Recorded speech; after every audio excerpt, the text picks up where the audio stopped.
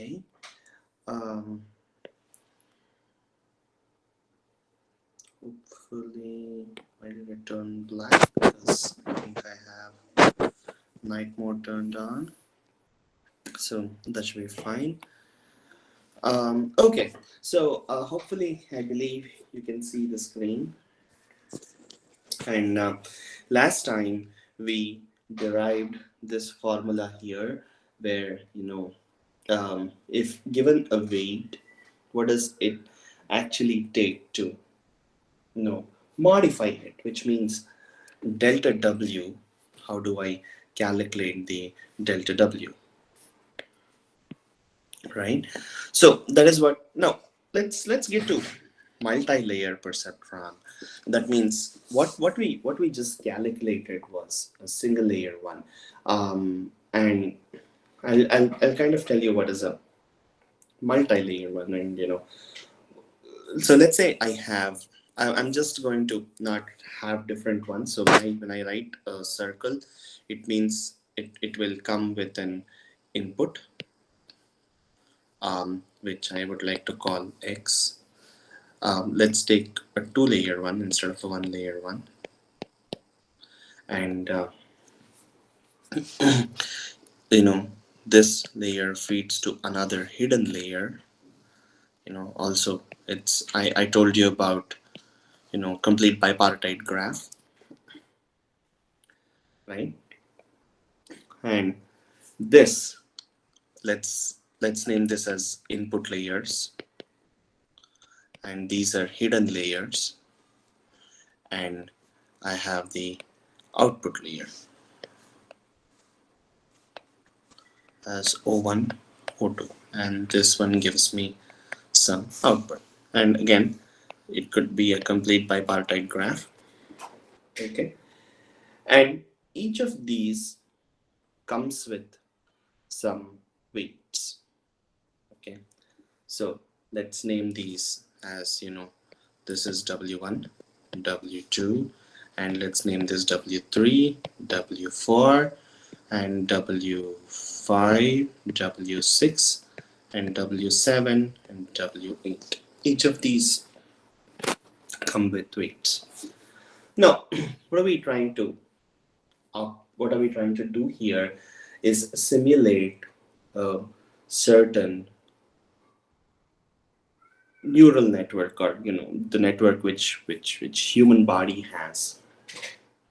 And of course, I did also tell you about an additional bias which we want to introduce. Let's say this is bias B1, and this bias also goes into 2, and I am going to introduce another set of bias B2. Let's see, sorry, another set of bias B2, which also goes into these two. That's fine. Now, okay. So a typical neural network starts, multi-layer perceptron. Let me say that this is a multi-layer perceptron, and this multi-layer perceptron starts like this. Now, well, it could have one or more outputs, one or more classes, and one or more outputs. So I would like to introduce two things: a feed forward or forward pass, or in other words, feed forward, and back propagation.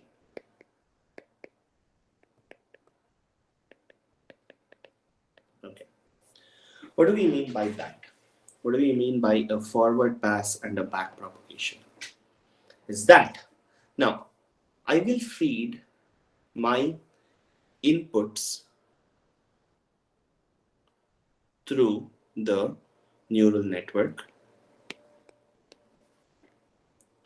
and then calculate all of these. And the calculation is pretty simple. Let me say how it is pretty simpler.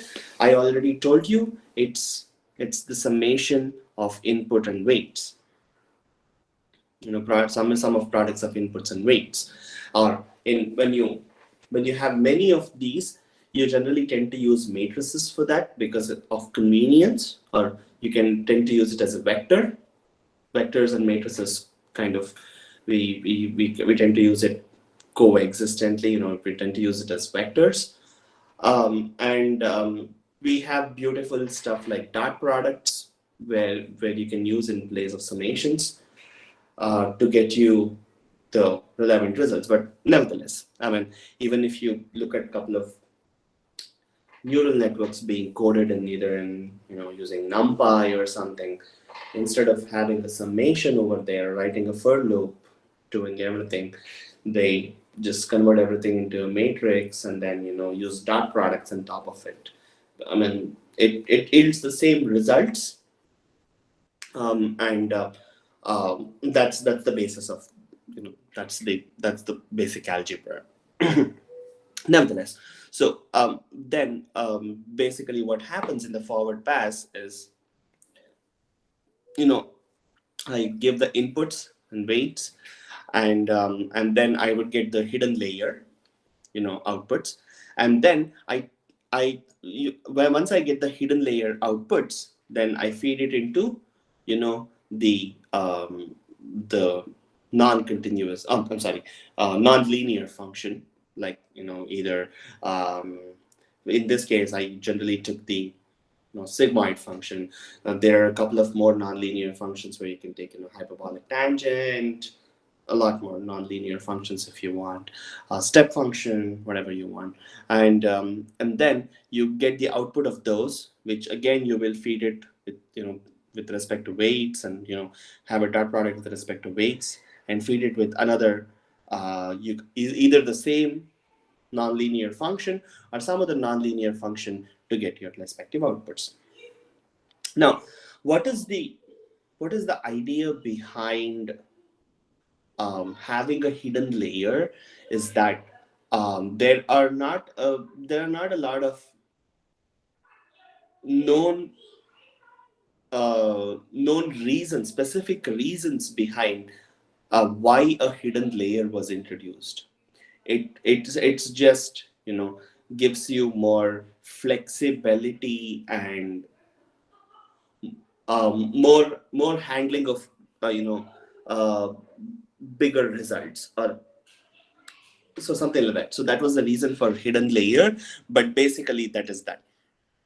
Okay, now so that is forward pass. I give the inputs, I choose some random weights on top of it, and then I get some output. Now, is that output with whatever I am expecting? It might be not, right? I mean, that is what is the training phase of this neural network is all about, right? I know the output, what is the output I am supposed to get, but the model is giving me some other output. Now I have to recalculate back all of these weights. Okay, I have to recalculate back these weights and make sure the weights are adjusted in such a way that it is almost, the error is almost negligible. That is what the back propagation is all about. Okay, now I will in few while I'm going to do more derivatives and things like that here, and in that I'll also tell about a partial derivative. Okay, now when I do that, I will directly kind of use this formula, assuming that you attended my last class and how I got to this derivative. Okay, assuming that and all I'm going to do is use this formula directly. I'll punch in the formula over there. Okay, so ma'am, I hope that is fine, because I hope people understood what I explained last time. So I'm Yes, not yes. going to derive everything Sure. in its entirety again. Instead, I'm going to just blindly punch in the formula over there. Yes, sir. This Yes, sir. formula, Fine. Fine, sir. because last time I kind of extensively Yes, broke their yes. mind We with all deri this. yeah, we derived it completely. Yes. Yes. Okay. Okay. So now let's see what happens with hidden layer and once, and then what happens with output layer and things like that. Okay, now first let's split it into two things. Okay, so I have I1 where I get an input, I2, and I have hidden layers H1 and H2. And hey, this is a complete bipartite graph, which means it connects like that. And I have W1, W2, W3, W4 as weights. Now, I'll come to this. I'll complete the rest part of it first. But first, let's do the feed forward. In the feed forward, what happens, and then after doing all this, I'm going to write an algorithm, which is what you should probably concentrate upon as well. So what happens is, let's say um, the summation of H1 is I1 times W1, which is the input I get. Okay, and um, uh, let's see, then I am getting it from also from the W2 and I2. I'm sorry, W3 and I2. I2 times W3. Okay, I2 times W3. That is what, plus I have an added bias here, which is B1, and so plus B1 times 1. Okay, and then I have the summation of H2 is, please bear me here for a second. I'm writing summation of H2 because it is what it is. It's not the actual output, because remember, after the summation I have to feed it to a nonlinear function. Okay, so I1 times W2, okay, plus I2 times W4 plus some bias B1. Now, what's the output of, I'm going to write output of H1 as H1 itself is my, the sigmoid function. I'm going to write it as F, is my sigmoid function of summation of H1 and H2 being the sigmoid function of summation of H2. Awesome. Now, this H1s and H2s will get refed into the output layer again with some weights here. Let's name it as W5, W6, W7, and W8. Okay, so, and I'm just going to name it as summation of O1 is, let's say, H1 times W5 plus H2 times W7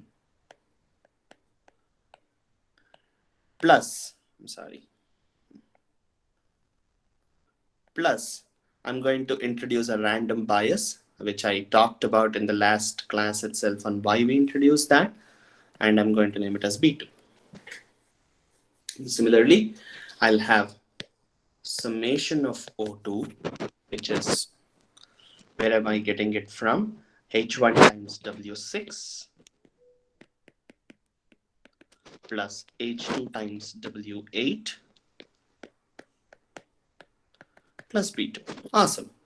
So now I'm going to calculate the actual O1, which is my sigmoidal function of summation of O1, and O2 is again sigmoidal function of summation of O2. Awesome. Now I have fed forward and I have got my O1 and O2.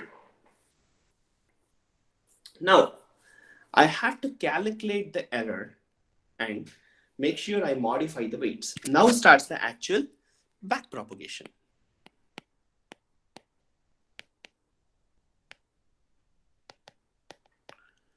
Right? Okay. Now, I'm going to name the actual target as T1 and T2. Just, this is the actual T accounts for target. That's the target I'm aiming at, but I have got O1 and O2. Let's take it that way. Okay. So how do I calculate the error of this network in total? Is half times target of, summation of half times, the T1 minus O1 whole square plus half times T2 minus O2 whole square. Awesome.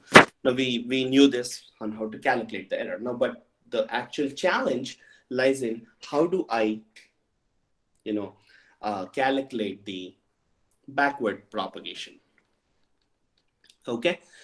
Now the backward propagation here, is if I just go back to what it is, it depends on two things: the actual value I got and expected value I want. Right? It's pretty simpler. The actual value I got versus the expected value I want. And I have all of those.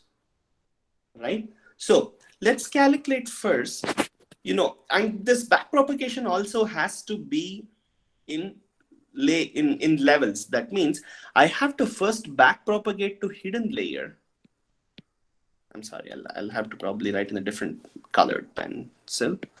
Sorry. I have to first backpropagate to hidden layer. And from here to here and here to here. Once I am done with that, which is when I'm going to backpropagate from hidden layer to the original layer. Right? This is how I got to do it in stages. And please bear with me for a second. Backpropagation from here to here is pretty straightforward, but backpropagation from hidden to input layer is really, it's still straightforward, but it's not really that straightforward when it comes to mathematical perspective. Bear with me for a second here. Okay. Now, if I want to modify W5, it's pretty straightforward. I have T1, I have O1. So W5, so delta of W5 is pretty straightforward, which is I have my output O1 times 1 minus O1 into T1 minus O1. Good, great, awesome. Now all I got to modify W5 is W5 plus delta of W5. The same goes with delta of W6. It's again pretty straightforward, where W6 is leading to O2. Then for W6, it's O2 times 1 minus O2 into T2 minus O2. Awesome. So, pardon me? Sorry. Did somebody needed something? No, by mistake somebody unmuted. Sorry, sir. Okay.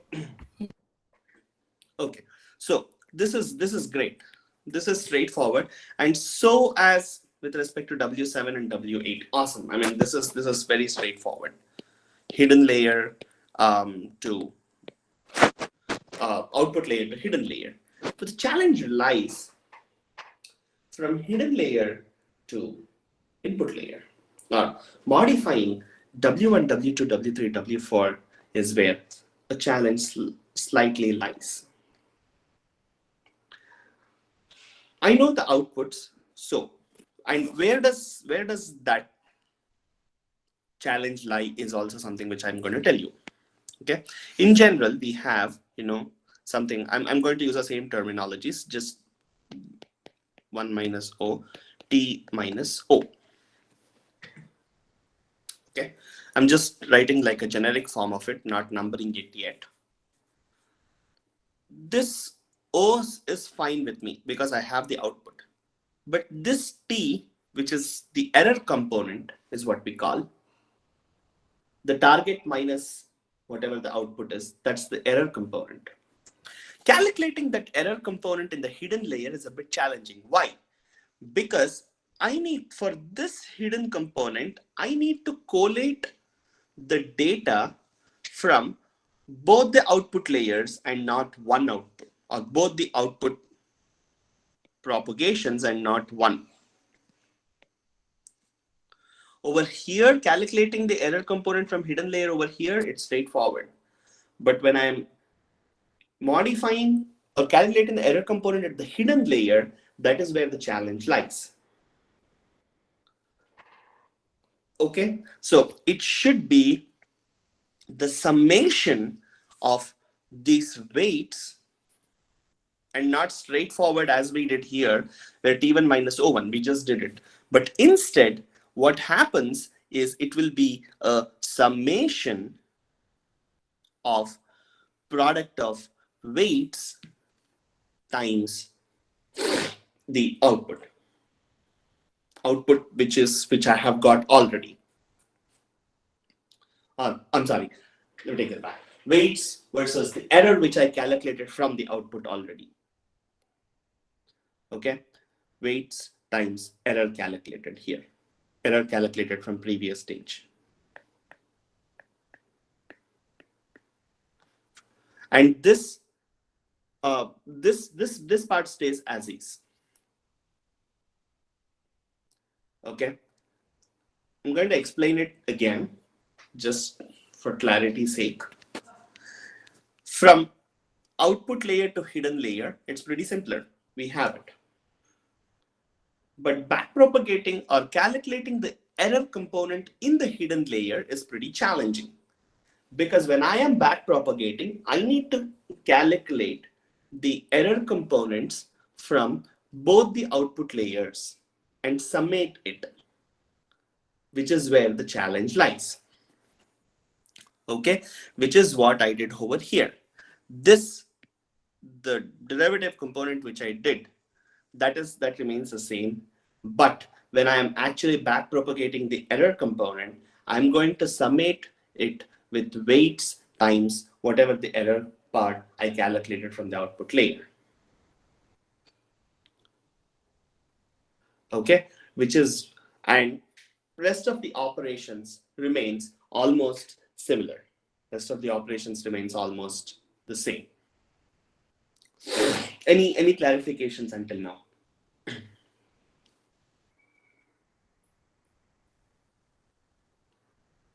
Any clarifications at all until now?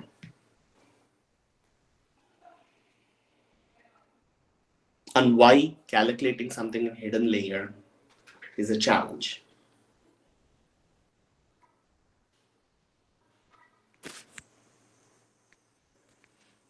And of course, did I miss something here? Yes, I did miss something here. Over here, when, or in any of the weight calculations, when I apply W5, along with this whole of this, I'm going to apply the learning rate, which is called eta. Okay, eta, the learning rate is again some random number you can give. It could be 0.1, where the steps taken, I explained you about gradient descent last class, where in a gradient descent, which actually based on which you decide the learning rate, is that you can choose a smaller learning rate, at which point it will take some lot of iterations to actually get to a stage, whereas a larger learning rate could lead to getting it with less number of iterations. But as again, we will revisit the concepts of overfitting and underfitting again. Okay, we'll revisit the component of underfitting and overfitting. So you have to choose your learning rate very intelligently, so that you don't you choose very small steps, then you could end up overfitting, as opposed to you choose very large rate, you could end up in underfitting. Nevertheless, so now let's get to the algorithm of backpropagation itself. Ma'am, should I proceed with the algorithm, or should I pause here for mathematics again? No, sir. Backpropagation, partial derivatives probably can be Done, sir. For error calculation. You want me to From talk hidden about the layer to the input layer, uh-huh. the derivatives, sir, how they calculate. You want me to touch base on that, ma'am? Yes, sir. They have it, sir, in the laboratory also. Okay, I can talk about it. Huh. Well, so well, it's the same way. Huh. Actually, there is not a lot of difference. Okay. Mm, well, can you explain me why do they have it in the lab? I mean, it's again the standard formula you're going to use in the lab. Yeah, that they will be using, but how are they getting those values? Actually, the program itself, random normalization, random, that all they will do, sir. But how they take the transpose, how do they calculate the error, that all needs to be Huh. learned. Uh, Okay. Okay. yes, sir. If you Okay. want, I can share the code where they do the error calculation. So that, however, I'll be explaining in the lab using a numerical example. Mm-hmm. Oh, But definitely. if I was going to take the numerical example in some ha way. ha ha, ji sir, ji sir. I was Okay. going to take a numerical example, Then in the numerical example itself, it can be taught, no sir. but I was planning to do the formula directly. Ha But ha you ha ha. really want me to have the derivatives? I can. No, no, no. Formula directly is also fine, sir. Let us stick to it. No problem. Okay. Then Okay. let me come up with the Yes. problem first. Yes. Then Yes. I Yes. I don't want to just No problem. do something. Um, uh, do you want me to come up with a problem right now? I can just search for something. But Anything is fine, sir. Anything is okay. or you know what? I want Excel, ma'am. So that I can. I don't want to Hmm. manually calculate, sit in a Ah, calculator and do correct, it. correct, correct, correct, correct. It is So tedious. let me explain. Yes. Go ahead and finish Yes. off the backpropagation Back algorithm. propagation algorithm. Yes, sir. Next class, what I will do is I will actually take a numerical problem Okay, sir. Thank you. with a hidden layer with some random values with hidden layer. Yes, yes, yes, How does backpropagation actually works? yes. So that is something which I will take the next Okay, class, okay, sir. so that I can plan with an Excel sheet. Yes, sir.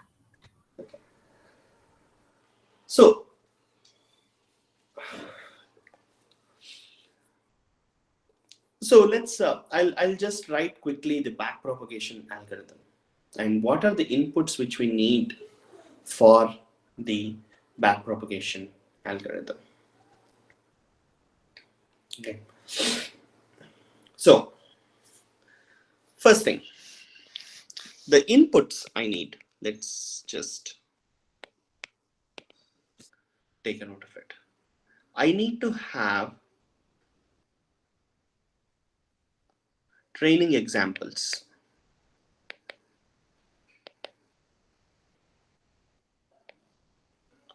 I need to have training examples which will clearly tell me, what are the. So these things are basically attributes. If you look for it, these inputs, whatever I'm giving, these are attributes. These can be 1 to n. I've just put it 2, but it can be 1 to n, which is where the concept of dot product is really helpful here. Please remember that.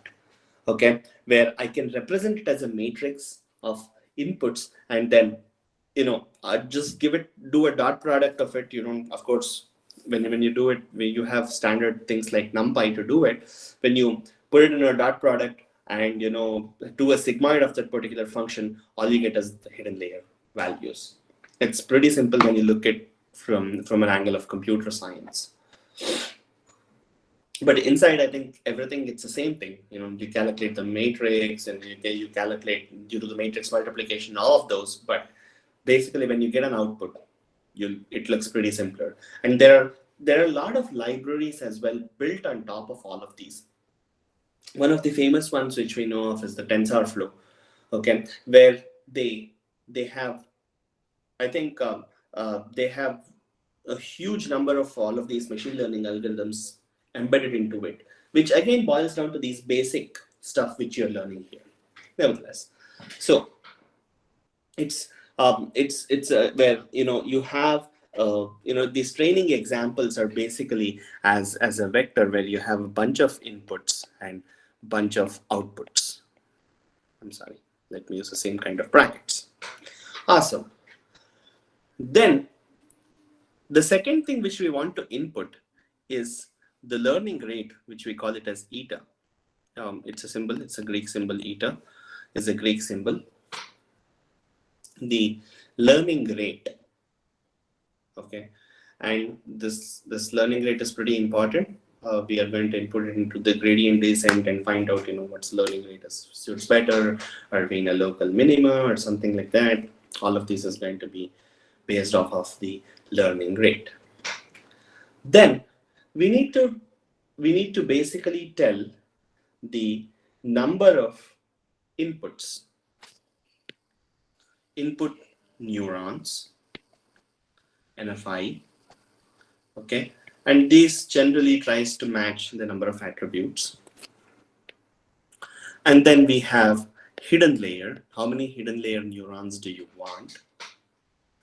And how many output layer are there?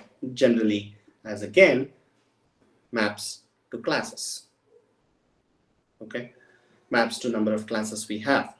And well, it's if you really compare it with the decision tree versus this, it's not really a binary classifier. I mean, it can be a binary classifier, but it's not really a binary classifier per se. It could be multiple classes. Okay, so generally these inputs is what we are going to give. Generally the input layer is the number of attributes which are going to put in. Hidden layer, you can, again, this is the hidden units, as it could be, it's experimental, let me say that way. The number of hidden units you want, okay, it could be more than input, less than input, more than output, less than output. It's experimental as to which gives the best results, and there are a lot of papers as to how do you use this, or how do you calculate this hidden, or how do you calculate the number of hidden units you need, number of output units you need.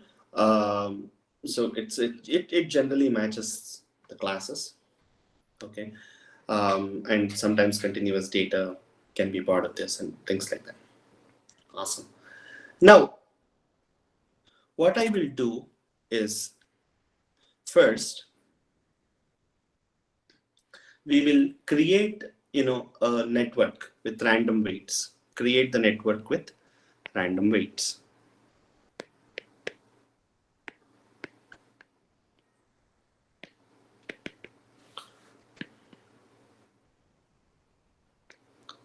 Okay, awesome.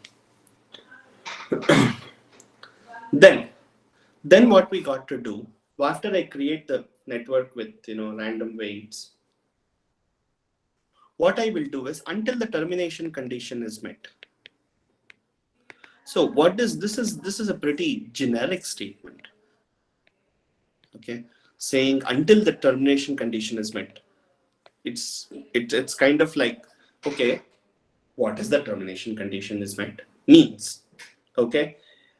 This is where we will use our stochastic gradient descent algorithm to decide what is the termination condition being met means, okay. Where hey, are we in a local minima, are we in a minima, are we stuck? All of these things are part of the gradient descent algorithm itself. So this is a pretty huge statement to say, until the termination condition is met. And you can ask me, like, what is this? Is a pretty generic statement, and in order for me to come back for the generic statement, hey, I'm using gradient descent algorithm to decide what is this termination condition is met or not, to decide if I have reached maxima or minima based on what kind of, either I'm choosing gradient, descent or gradient ascent. Nevertheless, until the termination conditions is met, what I will do is, for each training sample,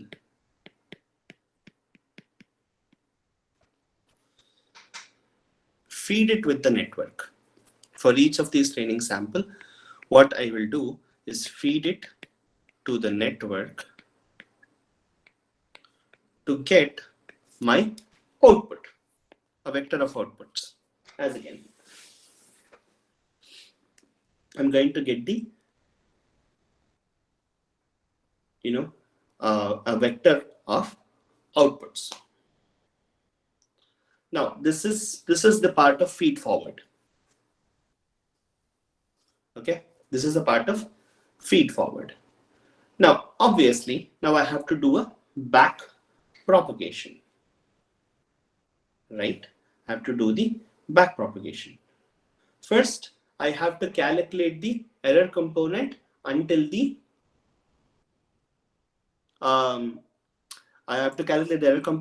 hidden layer. Okay, which is what I'm going to do. Is for each output layer, what I'm going to do is I'm going to calculate the, when I say calculate the error component, I am going to calculate what is it that I am going to modify in weights. That is what I'm going to calculate, right? So calculate the output differential. I'm going to call it as output differential, which is a straightforward formula, wherein I'm going to name it like this. An output differential vector is, I have the vector of outputs minus and a vector of t minus o. Okay. Now, this is the output differential. I have got it to the hidden layer. From hidden layer, I need to still backpropagate it to the input layer. So I'm going to calculate the hidden differential.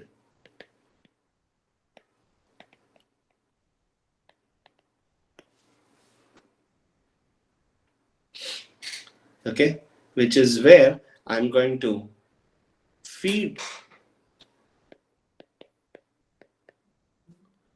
my hidden differential. Is pretty simpler. Okay, I have the hidden vector and 1 minus hidden vector, but the error component is like kind of a dot product, of the weights. Let me put a big one. It's the weights of weights which is leading to the output layer. So it's not all the weights, it's weights which is leading to the output layer. Okay, so specific weights times the error component I calculated before. Okay, now I have the same vector to get back to my inputs. Now, all I have to do is multiply the weights, update the weight vector, which is update my weight vector, which is as simple as weight of any the weight vector is equal to weight vector plus delta w weight vector, which is indeed this times h, but with the learning rate and input I am presenting, which is my x vector. Okay, so this is basic backpropagation algorithm. Okay, I'm going to explain it again for your sake. How does backpropagation work and what are the inputs? The inputs are training examples. I'm going to input the training rate, which you saw. I'm going to get to it in all the way to the last, but that is really crucial for me to see if I have met the termination condition or not. I have the number of input layers, hidden layers, and output layers. Okay, have the input layer, hidden layer, and the output layer. Generally, input layers generally input layers matches with the attributes, hidden layers based on requirement, output layers to the number of classes or number of different classes I have. Then I'm going to create a network with some random weights until the termination condition is met, which is the crucial one, where how do I decide if the termination condition is met? Based on either the gradient descent and gradient ascent algorithm.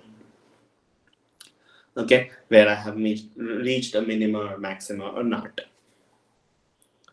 Now, for each of these values, okay, for each of these values, I am going to I'm going to do a forward feed first, or feed forward first to get the outputs. Once I get the output, I got to do, two kinds of differentials. That means once I have to back propagate from the output layer to hidden layer and hidden layer to the input layer. So I'm going to calculate the output differential and then the hidden differential. The only difference between there is this error component, where from the output differential it's pretty simpler, whereas in the hidden differential it's not that. Okay, once I have that, I'm going to update my weight with the error, with, of course, using the learning rate. I have the differentials for me from hidden layer, and using the input, I'm going to update all the weights. And this cycle continues until the termination condition is met, which is determined by one of my gradient descent algorithms. So this is the basis of the backpropagation algorithm. Okay, so I'm definitely going to take an example next class. I don't have it handy. I have to create one, or I have to look for one. Let me do that today, or early tomorrow, and then I am going to do it for you. Okay, as to how do you backpropagate from output layer to hidden layer and things like that. Okay. So one other thing I want to know with this respect to backpropagation algorithm is that the convergence and local minima thing, where I've been talking about local minima and gradient descent and converging and all of those. So what do we mean by that? Is when I say local minima in that means my error rate is minimum. That's what I meant by local minima. Whereas, the concept of gradient descent is a generic concept where it comes with a lot of things. But here we use something in this case we use local minima to calculate errors. Okay, and when the error is minimum, which is when we call it as a local minima, that is where we. That is where we use gradient descent for, and calculating that local minima could take lots and lots and lots of iterations. Okay, could take lots and lots and lots of iterations. So that is really important. And before I go with before I go any further, do you have any questions on the algorithm I explained?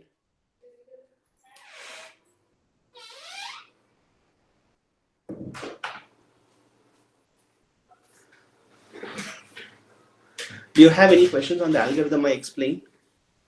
Pretty straightforward, but using matrices, vectors eases a lot of things, actually. No, sir, matrices and all they're not using actually. The same formula, the same algorithm they follow. It's very detailed. Thank you so much. Sure. I mean, this is when I say vector, it's again I looked at a lab and I think you're using vectors, right? Transpose we are doing, that Uh-huh. I'll explain them in the algorithm itself, sir. In the coding itself, I'll explain them. Mm, Okay. yes. Okay. Derivatives and all I'll explain. Sigmoid derivatives and all I'll explain them, sir. Not a issue. Yeah, sure. I mean, that's why that's why it's all about Ah, mm, when I say matrix, it could be, something with something cross one, which is, a column yes. matrix, right? Columns. Yes. So, and or a vector. Okay, okay. No problem, sir. Thank you so much. So now, going back to what I was explaining, where the challenges lies, the functions which you use. Okay, here in general we have used sigmoid function, but you have various other non-linear functions which use step function, hyperbolic tangent. Okay, and that the other challenge lies in what kind of non-linear function you got to choose. Okay, that is where it depends on the problem you're using, and it depends on the problem you're trying to address. Okay, and whether I got to use it. It's not always sigmoid function. Sigmoid function is great, but it's not always sigmoid function. Step function is great, it's not always step function. Okay, so there are humongous amount of nonlinear functions which you can use. Okay, and there can be chances that from input layer to hidden layer you can use one kind of nonlinear function, and from hidden layer to output layer you can use another kind of a nonlinear function. Now this explanation, whatever I gave you with this formula over here, this is specifically for sigmoid function. Please remember that. Okay, please remember that this is specifically for sigmoid function. If you move out of sigmoid using something else, using probably a sine function, cos function, hyperbolic tangent, whatever the nonlinear functions you choose, these derivatives change accordingly. Okay, don't go that this is a generic algorithm for backpropagation. No. Okay, this is a generic algorithm for backpropagation when you consider sigmoid at each layer, but when you move out of sigmoid and look for some other kind of nonlinear function, things change. It's not o minus 1 minus o of 1 minus o times that error. You probably got to calculate the derivative for that corresponding function, nonlinear function you choose, and it depends from problem to problem. Okay, and as again, the hidden layer can be more than any input layer, or more than the output layer, or less than input layer, less than the output layer. It again depends on the choice of what you make. Now, or the choice of problem you're choosing, and it depends on the type of problem you're choosing, and what is your requirement for that particular project. Now, that is the beauty of neural network, is that it gives you a wide variety of options. Okay, where wide variety of nonlinear functions to choose from, wide variety of hidden layers, and how many hidden layers do you want and not to choose from. That is the beauty of neural networks. Okay, and do you have this concept of generalization, overfitting and underfitting and all of those? Yes, we definitely do have that, which is where my thing of gradient descent comes into picture, and the learning rate. If you choose a very big learning rate, right, I mean, which is a kind of a faster learning rate, you could result in underfitting. Okay, which means you'll have less number of iterations, granted, because you're learning at a faster rate, but you will have less number of iterations because of that, and you'll reach to minima in a quicker fashion.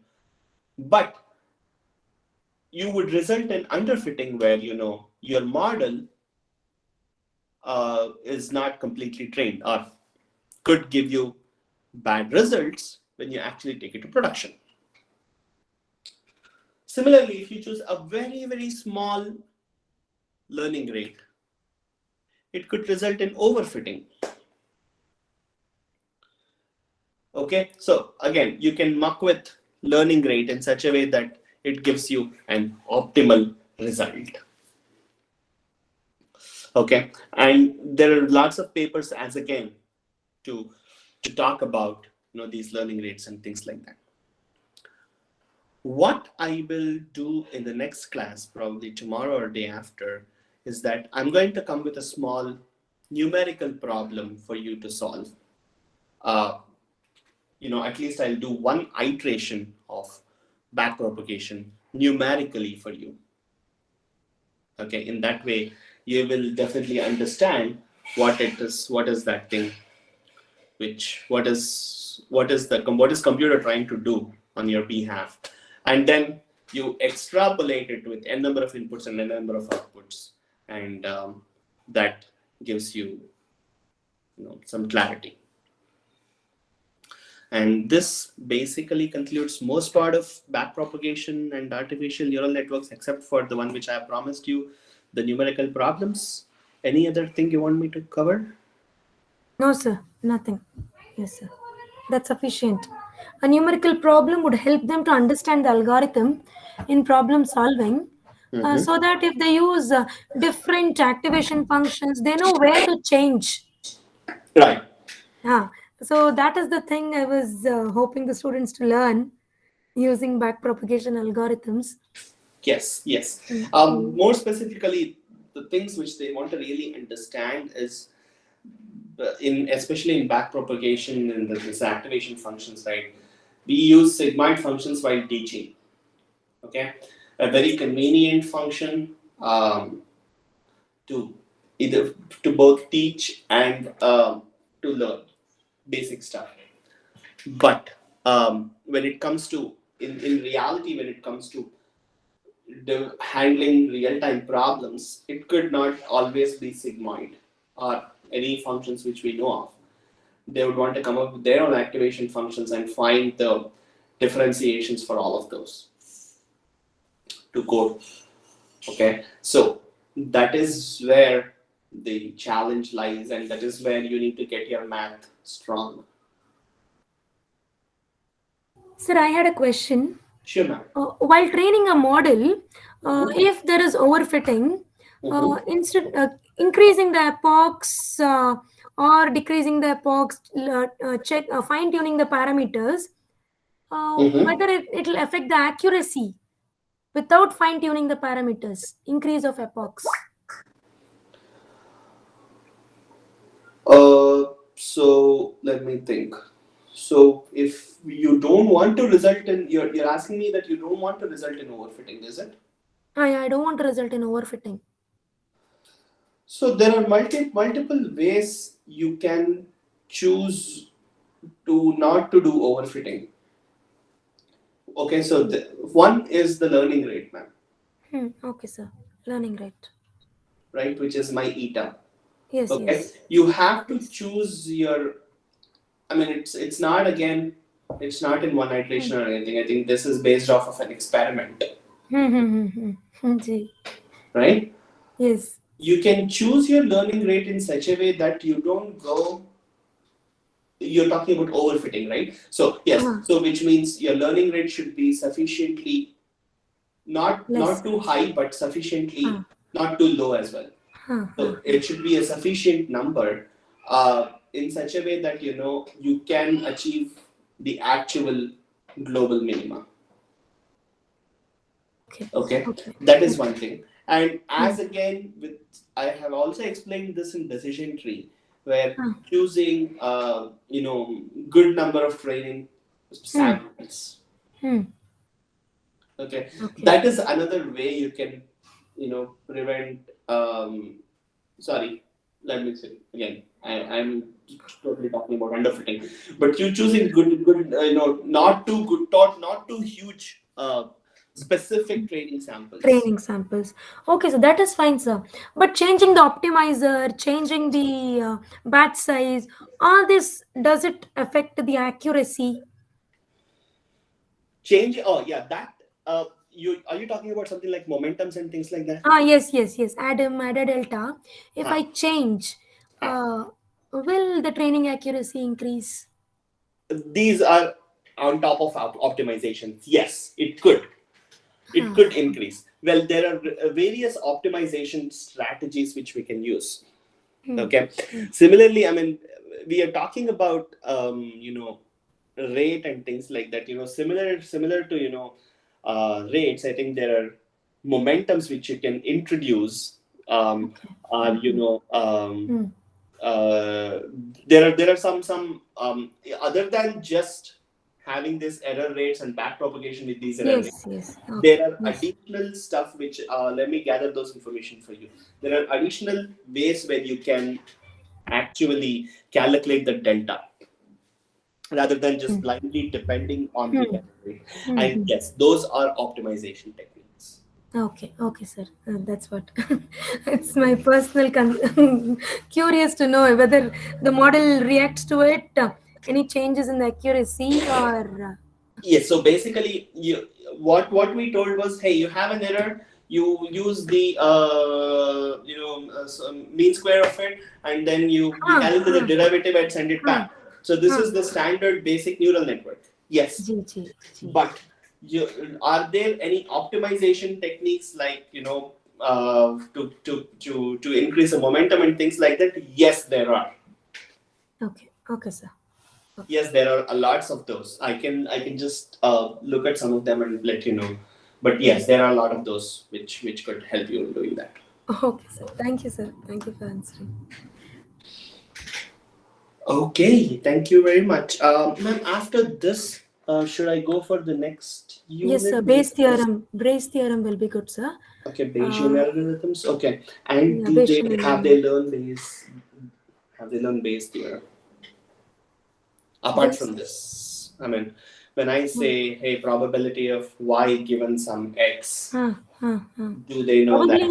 in mathematics they might have learnt. I presume if it is offline they might have learned properly, but online I cannot Okay, then it's our give. duty to just cover the math Mm, basis then. Um, basis, yeah. so okay, so Mm. let's do that. So Um, till what in the fourth module are you taking, sir? I will continue from where you stop in the regular classes. I'm completed the fifth module, sir. oh, you For have the done the fifth module. yes, yes, Probably reinforcement you learning. might want to stop the recording, ma'am. Yeah, yeah, sure, sir.